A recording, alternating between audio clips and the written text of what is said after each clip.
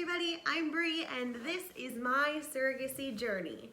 So I posted on Facebook the other day that I wanted to do a Q&A video, and I have been kind of collecting the questions that people have been asking me, and I have written them all down. So I just wanted to do a Q&A video with you guys. So a little bit of a check-in first. Today is Thursday the 12th. And I did have an appointment earlier today, this morning. I had some lab work done, so they're just checking my hormone levels. And then they also did an ultrasound to make sure that my uterine lining was thickening like it's supposed to, which the doctor said it is, which is awesome. So they send those results over to ORM in Portland, Oregon, which is the fertility clinic that we are working with. And then they'll get back to me today and they'll let me know my estrogen dosage moving forward. And then I do have testing one more time, but it's just lab work. And that's on the 19th. And then that is like the deciding factor of, are we cleared for transfer day? So that's where we're at right now. I am about 3.5 weeks into IVF. I've been doing the Lupron injections in the belly every single day, and I have had 3 doses of the estrogen. The estrogen is an oil-based medication, and that's an intermuscular injection, so that goes right in my glute muscle. So tomorrow will be my 4th dose. Every single time I have done the estrogen injection, the dosage has gone up. So depending on my test results from today, they'll let me know what my dosage needs to be for tomorrow. I have the testing on the 19th, and as long as all of that is good, then the transfer day is the 24th. So keep your fingers crossed. I'm sorry about the scratching noise. My cat is using her scratching post, which is great because that means she's not using my chairs, but that's also noisy. Also, thank you guys so much for all of the positivity that I have been receiving from making these videos. It's like an overwhelming amount of positivity. I couldn't imagine having a better reaction. And I really didn't know what the reaction was going to be like to making these kinds of videos. But if you haven't watched my last video with my sister, that is by far, I think, the best video that I've made so far in these past few weeks of filming, and it is definitely worth watching. I think it's very inspiring, and I think it explains a lot about why I'm doing what I'm doing, and it's gonna pull at your heartstrings a little bit, but it's a really great one to watch. So if you are liking my videos, please give them a thumbs up. I am getting a lot of views, which is awesome, and I'm so happy about that. But please let me know that you're actually liking what you're watching by giving me a thumbs up or commenting or both, whatever. So without further ado, let's jump right into this video. So first question, which I get the most frequently, is why? And now I have a few videos about this. I'm going to be a gestational surrogate video, which was my very, very first video that I had filmed. And that goes into a lot of detail about why I'm being a surrogate and the whole process. And I also, like I was just saying, I posted a video with my sister, and she talks all about her chronic illness and the other conditions that she has that really inspired me to move forward with surrogacy. But long story short, my sister, Hannah, she's 2 years younger than me. 2 of her chronic illnesses that she lives with are Ehlers-Danlos and POTS, which is a form of dysautonomia. And they affect her connective tissue, the way her heart regulates itself, how much blood her body makes, and basically everything that your body does on its own, her body doesn't just do that without thinking about it. So it either overcompensates or undercompensates. She has chronic pain, she has fibromyalgia, she faints and passes out and is now having seizures because of it. She is on a couple of medications, but she doesn't have the best treatment plan. She used to do IV therapy when she was living in Oregon. She was there for about 4 years, and that was helping a lot. But with her health coverage that she has right now, that's not an option. So she's been exploring other options for that. But the Ehlers-Danlos part is the connective tissue disorder. So I was told as a teenager, about 15 or so, that I may have these conditions that my sister has. And if I do, then I wouldn't be able to have kids. And not only just as far as like getting and being pregnant, also using your egg. So I was told that because of the Ehlers-Danlos, which is the connective tissue disorder, when you get pregnant, you can just miscarry because your body and your lining, your uterus, it's not doing what it's supposed to be doing, and you'll just miscarry. They can try and help that by sewing your cervix shut, but you can miscarry anyway, and then instead of your body just naturally miscarrying like it would if it was early on in a pregnancy, they would have to go in and take the baby out. So definitely more traumatic. And then just getting pregnant alone can be very difficult. Sometimes when you have POTS, your uterus is full of fibroids, and so an embryo being able to implant into your uterine lining can be challenging on its own. And sometimes you don't even have healthy eggs. Sometimes your ovaries are full of cysts, and it can affect how many eggs are dropping and things like that. So there's that side of it. Also, delivery can be super risky, and you would be a high risk pregnancy from the very, very beginning. You wouldn't be able to be off of your medications and things like that. So it can be extremely challenging. It is genetic, so you can pass that on. And that was the whole side of me not, if I did carry these conditions, I didn't want to use my egg, because then I would pass on what I have, what my sister has, to my child, possibly. But I didn't get tested until after I was married, and I went to the specialist. It's a physical exam. They do not have a they don't do blood work or labs or anything. It's actually a physical exam, and you have to show, I can't remember how many, but there's a list of symptoms that people with POTS have, and if you have so many of them, then they diagnose you. And I was not diagnosed, and I was cleared to have a normal, healthy pregnancy. So we started trying that year, got pregnant that year, and now we have a healthy 1-year-old baby boy. And that was my whole inspiration behind wanting to be a surrogate, is because we thought that we may be on the other side of surrogacy. We may have needed a surrogate and an egg donor for us, unless we were going to adopt or foster or something like that. So now that I know that I can have a normal, healthy pregnancy and a fairly easy delivery as far as delivering a child goes, I just felt like it was really something that I needed to do. So that is that. And next question is, do we want more kids? Yes. We do have our 1-year-old. He turned 1 last month. His name is Aiden, and we do want 1 more kiddo. So that was something that we really were challenged with, was timing. We knew that we wanted to do surrogacy. We made up our mind about that, my husband and I, but we didn't know when the right time was. And I kept trying to fight myself, because most surrogates are done growing their own families, and then they become a surrogate for another family.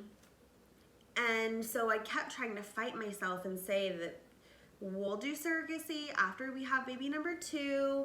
Surrogacy isn't going anywhere. A family is going to need a surrogate just as much then as they are now. But it was in the forefront of my mind every single day, and I could not think about helping somebody. And I just felt so strong about it, and I was very emotional about it. And I feel like if this wasn't something that I was supposed to be doing right now, it wouldn't be tugging at my heart so much. So I just felt like the universe was telling me it's time.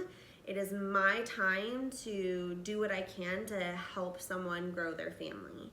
So we are doing the surrogacy now, and if everything goes well, I believe my due date is going to be end of May, beginning of June of 2020, and then we are either going to start trying right away or we might wait a year. Our best friends are engaged and they're planning on getting married in 2021, and I want to be able to celebrate with them and do all of the festivities and all of that stuff. So I am going to try and plan around the wedding date so that I'm not pregnant on their wedding, but we'll see how that goes. Is it your egg? No, it's not my egg, which is another thing that I talked about in some of my other videos. Gestational surrogacy means that I am just the carrier. It is not, some people ask, when are you getting inseminated? I'm not necessarily getting inseminated. It's not my egg. So I have a transfer date is what they call it, where they do an embryo transfer.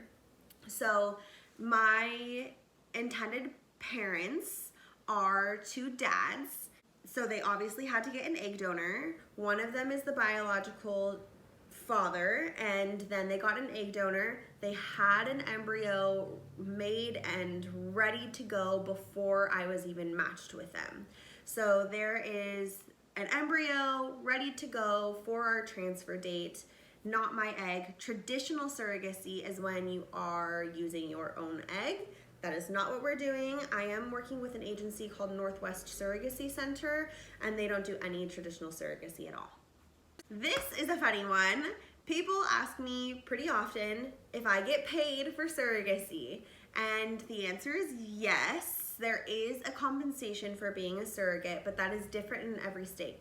I live in California, and you are legally allowed to be compensated for surrogacy, but not every state is that way.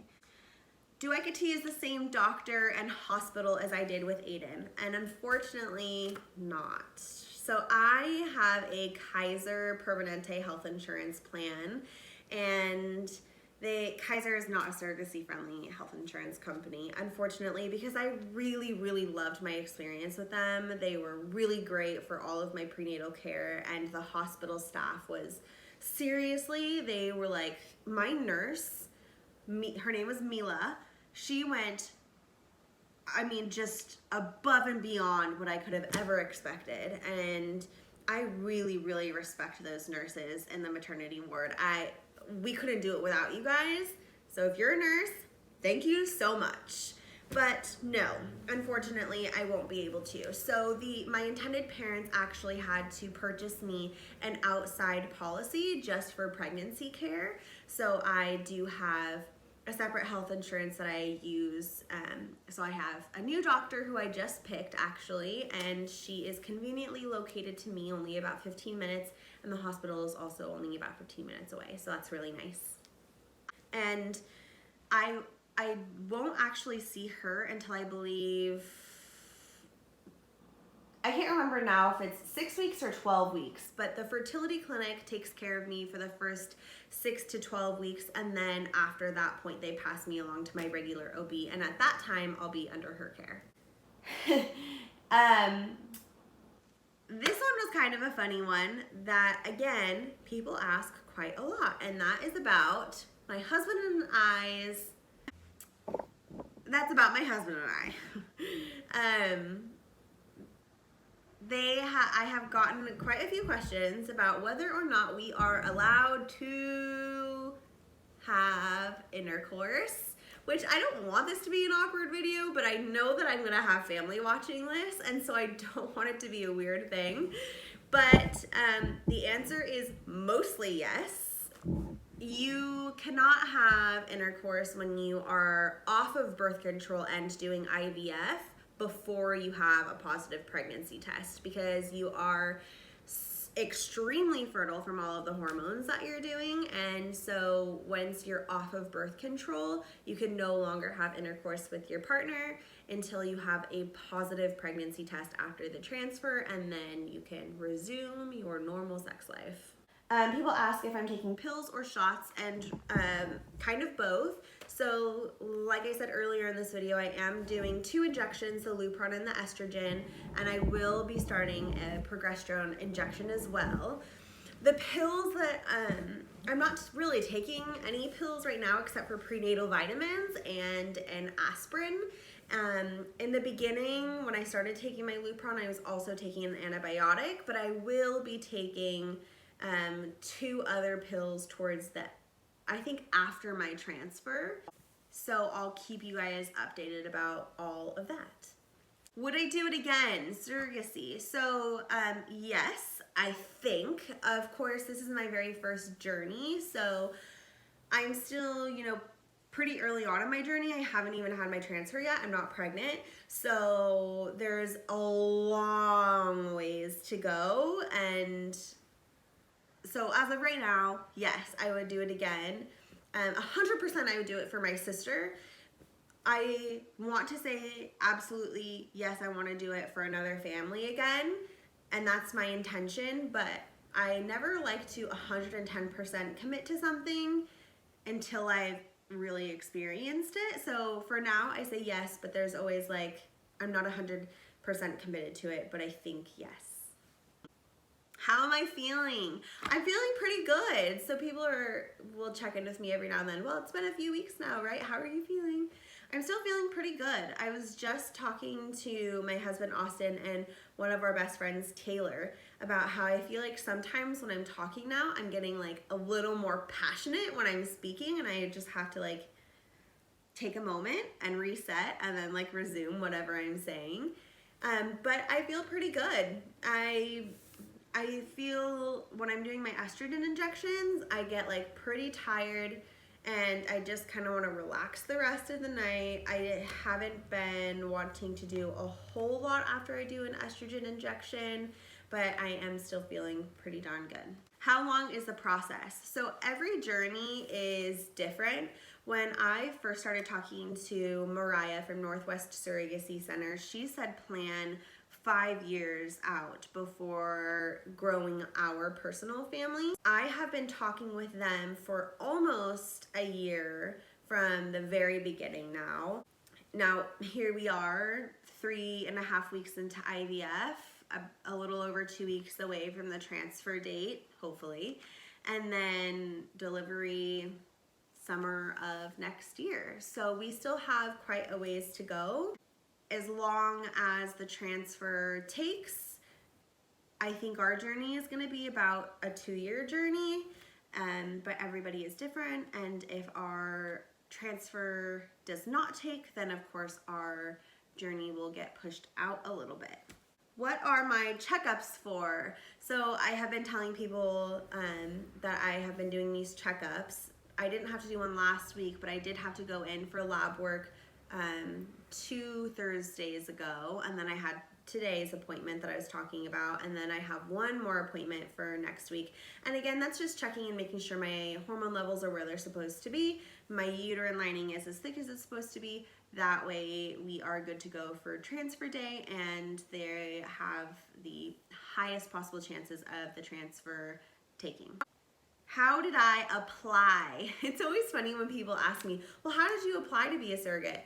Well, it's not really an application, and I did actually make a video all about how I became a surrogate. So that one has all of the information, all of the pre-qualifying steps, but basically you reach out to, this is for me because I did it through an agency, I'm not independent. So for me, I reached out to the agency, they gave me all of the information. I had to provide medical records about my pregnancy and delivery, all of that stuff. And then there were some other pre-qualifying steps that I had to go through, like a psychiatric evaluation. Both my husband and I had to do that. We had to do a home visit where they actually come out to me and make sure that my home is safe for a pregnant person. And then there is a separate screening process just for the fertility clinic, whatever one you are working with. So it's quite a process to be approved, I suppose, before you can have a profile created and matched with a family. Do I pay for anything? No, they don't really like anything to come out of my pocket. There was my last appointment that there was a little bit of confusion. There was some kind of a mix-up because they recommend using LabCorp or Quest for my blood work. And so I made an appointment at LabCorp, and they told me that they no longer do the stat results, so I had to go to Quest instead. And Quest does do the stat results, but they do not process payment over state lines, and ORM, like I said, is in Oregon. So I did have to pay out of pocket for that appointment, but then my surrogacy agency reimburses me for that. So they actually don't like me having to pay out of pocket for anything, so they'd rather me get billed for it if I can't, if they can't like process payment or whatever it is. So no, I don't pay for any of that stuff. The parents, they, just like you would if this was your pregnancy, you would pay for all of your prenatal appointments, any kind of lab work. Same thing here. I'm just the carrier, I'm not the parent, so I'm not paying for any of the stuff that the parents are. And why am I making videos? I've said this in plenty of videos now. I am making videos to inspire change and hopefully to inspire growth with everybody as well. Videos on a huge platform like YouTube can be challenging because you're really putting yourself out there. This is my personal information. This is my real life, and I think it's really cool for those of you who know me personally to see these videos and, you know, cheer us on and all of that stuff. But for those of you who don't know me, it's easy to think that like the people that you're watching are not real people, and this is just like a story about a person, and you don't feel like that personal connection with somebody. But this is my real life. I am a mom, I have a career, I'm a wife, I have a home to take care of, we have bills, we are normal people going through all the same stuff that you guys are going through. The only difference is I'm carrying a baby for a family. This is sometimes scary information to put out there because I never want to overstep and I never want to offend anybody. And at the same time, I don't want to have to tiptoe around what I'm saying because I'm scared of offending somebody. I want these kinds of conversations to be able to be talked about in a comfortable setting. I don't want people to say, wait, you're a surrogate, and judge me for it. And people always will. People will judge me, people will not agree with me, people will say things behind my back. This isn't just me, this is life. Unfortunately, this is life.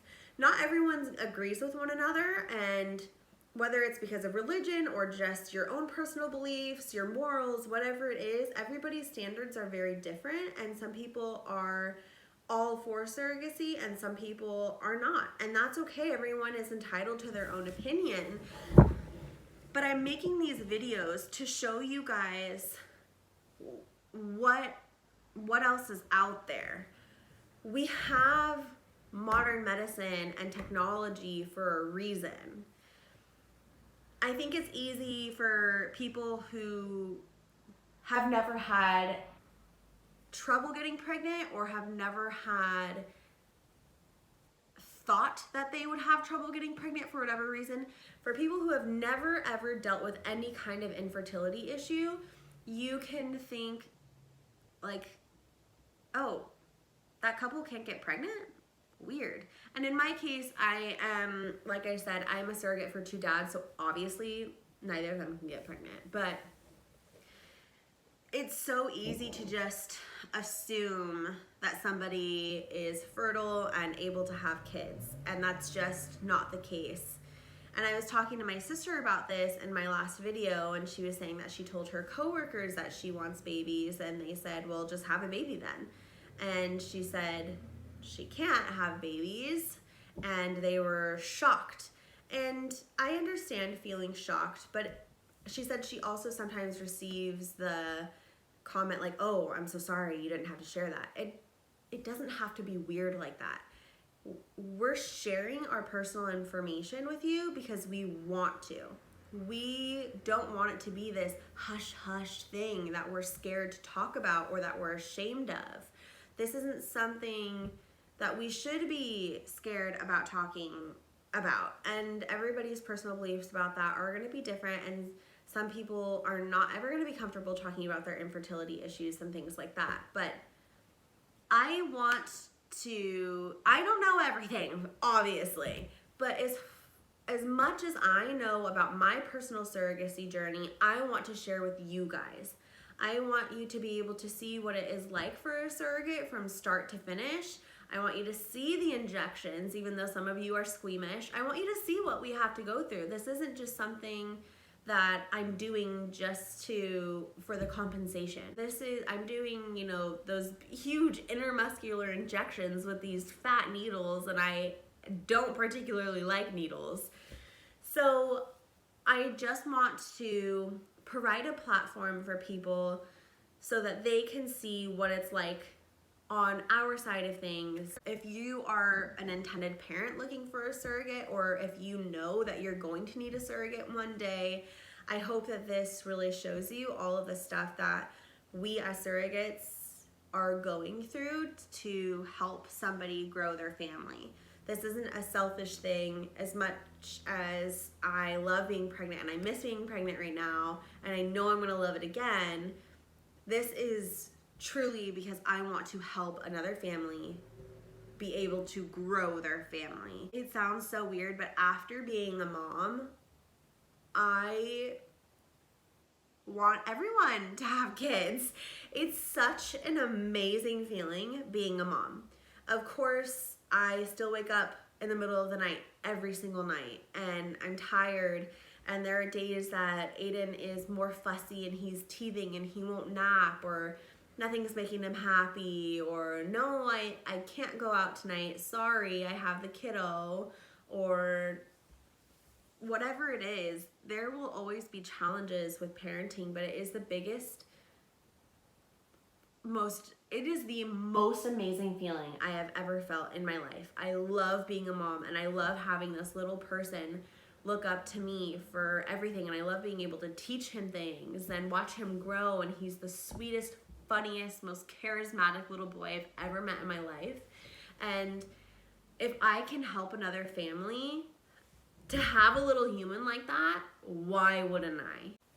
And also, like I've talked about before, surrogacy is not a new thing, but there are still countries that haven't legalized surrogacy.